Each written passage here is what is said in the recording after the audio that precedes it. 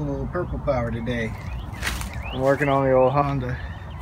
Did a really crappy Honda job back here. Just really patched it so I could keep it from rusting.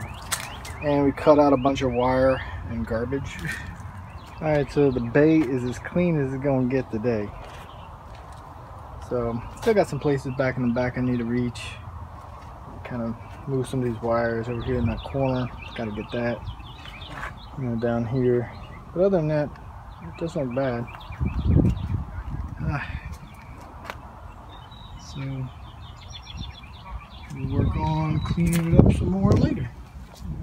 Take it easy. Peace.